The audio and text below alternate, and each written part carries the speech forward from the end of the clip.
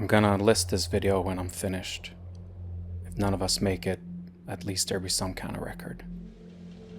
The storm's been hitting us hard now for 48 hours.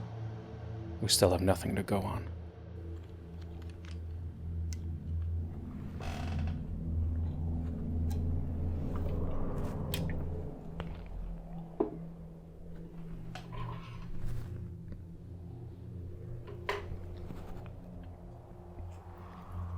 One other thing. I think the miniature shreds your paintbrush as it takes you over. Kala found a bloody brush, but the brand name was missing. Could belong to anybody. Nobody trusts anybody now. And we're all very tired.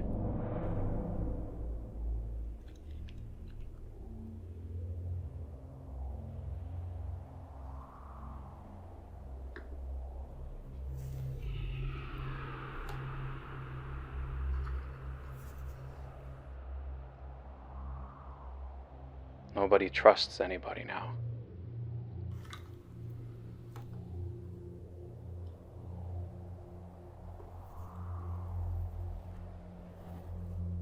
Nothing else I could do. Just wait. RKA Svensson, hobby YouTuber, Swedish Outpost number 31.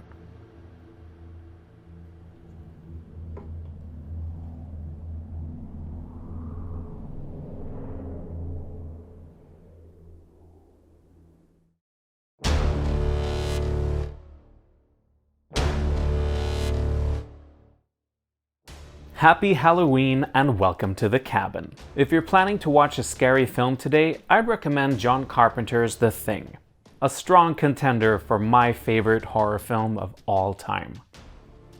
I'm continually amazed by so many aspects of this movie, from Carpenter's direction to Ennio Morricone's score, and of course Rob Bottin's astonishing practical effects. They still hold up to this day, offering a spectacularly grotesque portrayal of a creature so alien to anything on Earth. I could talk endlessly about why I love The Thing, but in today's video I wanted to pay tribute to this masterpiece by painting some, well, things. Over the years, several board games based on the film have been released, including this one from Pendragon Game Studio, which came out a few years back. They also released a series of expansion boxes with miniatures, one of which I'll be painting today.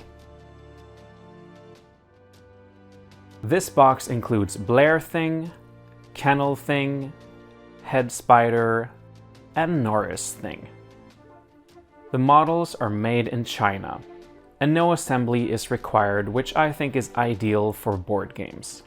The miniatures are made from a slightly flexible plastic, but seem quite sturdy. The sculpts are very cool and the details are pretty good, though some finer parts like the dog fangs haven't translated as well from the renders to the actual minis. They look good, but they don't quite meet the standards expected in wargaming in my opinion. There are a few mold lines, but I'm pleased to report I could remove them without any issues, as knives and files worked well even on this softer plastic. With the cleanup done, let's start painting.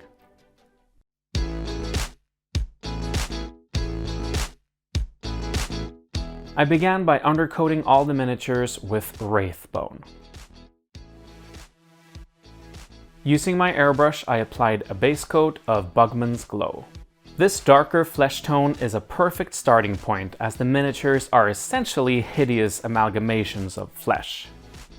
Next, I added a zenithal highlight of Cadian flesh tone. If you don't have an airbrush, you could either dry brush from above or dilute the paint and layer it with a standard brush. I then added a more selective zenithal highlight of Kislev flesh to bring out even brighter areas.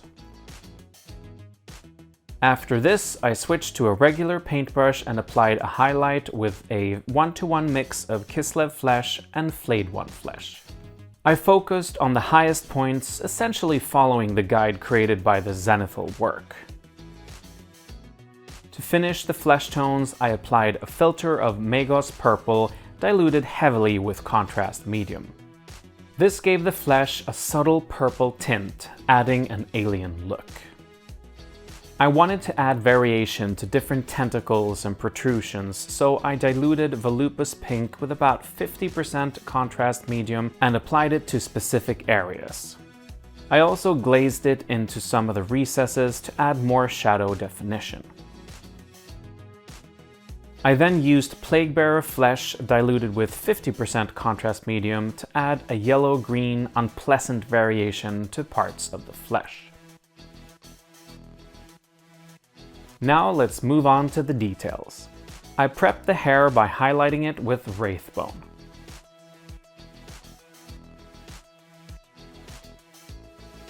Then I simply used Wildwood on Blair,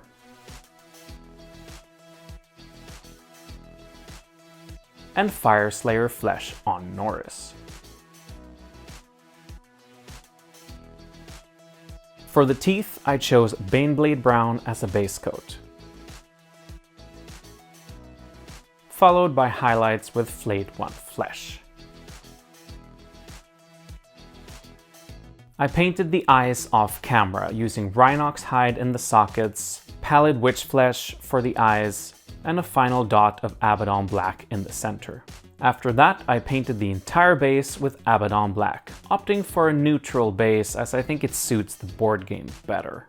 In the film, the creatures are covered in slime, so I applied a coat of gloss varnish to replicate this effect. At this point, I realized I had missed some details on the dog things. In the film, the dog coming out of the Blair thing appears grey, so I added a couple of coats of Basilicanum Grey diluted with 50% contrast medium. For their noses, I used Abaddon Black as a base coat, and highlighted them with Dawnstone. I then painted these areas with gloss varnish to bring them back to the correct finish. The thing is known for its gore, so I definitely wanted to include that on the miniatures.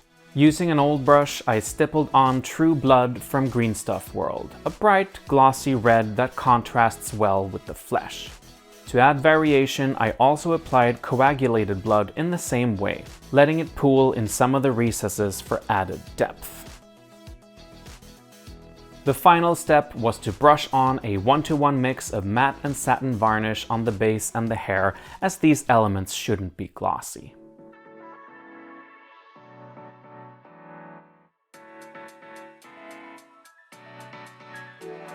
And with that, the creatures from the thing are complete. I must admit, painting these miniatures was a lot of fun and they exceeded my expectations for this project. I'm thrilled to add them to my collection and I can't wait to use them in the actual board game. Perhaps I'll paint MacCready and the other human characters too. Let us know if you'd like to see that in a future video. Anyway, thank you so much for watching. Don't forget to like and subscribe.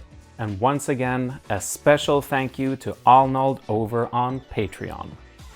If you want to support us, all our links are in the description below. We'll see you next time. Good luck with your miniatures.